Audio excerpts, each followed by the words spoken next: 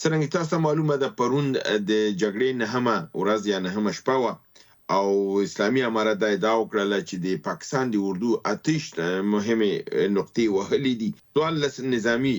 پایګاګانې ترېنه نیولې دي 109 تنې پکې وژلي دي 148 پکې زخمي کړي دي یعنې دا زموږ پرون لاسته راوړنه ده دا شوی ستاسو د پوښتنې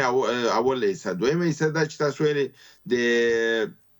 کم ملکونه موثر واقع کیږي زه فکر کوم چې دې ساحه کې هیڅ مملکت موثر واقع کیدی نشي نه ترکیه نه قطر نه عربستان سعودي نه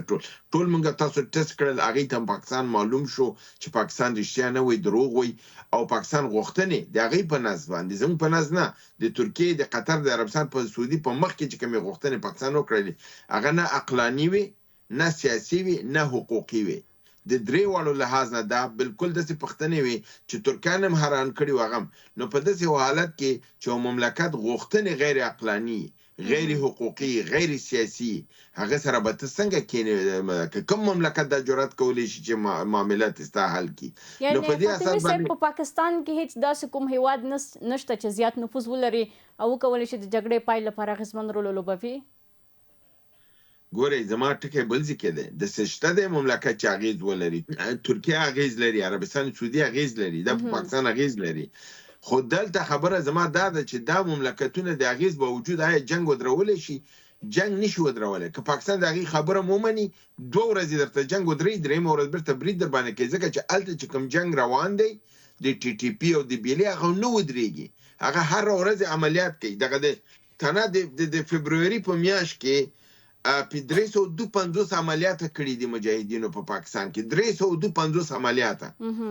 د تفصیل تاسو ته وایم تاسو ټول د برنامې وخت نیول کیږي چې د په 22 ولایتونو کې دوی د عملیات انجام کړي دي فرضاً په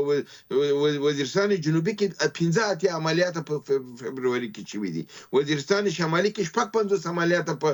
فبروري کې شوي دي نو په تاسو حال کې چې د دې په معنا یعنی هر ورځ 2-3 عملیات الته کیږي په یو ساحه کې او د الته چې عملیات وشي هغه تهمت پتاوي چې تهمت پتاوي پتا برید کوي نو تاسو ماته چې صلح کیږي صلح نه کیږي راځو دې ته چې آیا لار د حل شته او 3 لارې د حل لري 3 لارې د حل شته یو لار د حل دا ده چې خپل اردو د پاکستان د ټي ټي پی او د بیلې سره کینی خبرو کی یو دویمه لار د حل دا ده چې د نړیوال دغه پلیټفارم ته د لاشي الته د موضوع ویسي الته به ملګرو ملتونو فیصله وکړي کی یو قرارداد به پاسي د استصواب رایته به خلک راشي دلته کې دریمه لار دا ده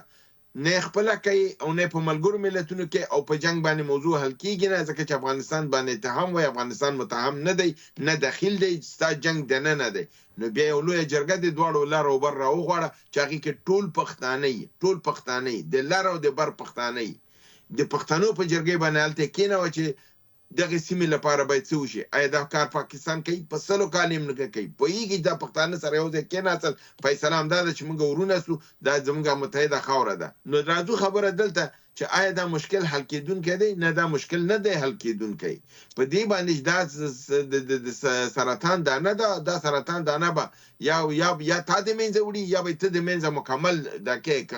دغه غوسول به کې هغه وجود نه بده کې هغه غوسول معنا دا ده چې پاکستان به یا مري د دې سرطاني دانې نه یعنی د منځه بزي او یا به پریکیږي هغه اندام چې سرطان لري هغه دا دی چې یعنی پنجاب به پریکیږي او د سیمې به ازاديږي او تر هغه چې دا کار نشي د جګړه به روانه دی به په افغانستان تهمت وي بریدونه وکړي افغانستان به ځان دفاع کوي او الته به د بیلې او د ټي ټي پی خلک به مبارزه او جنگ رواني او دی به د جنگ کوي تر څو چې خپل ازادي واخلي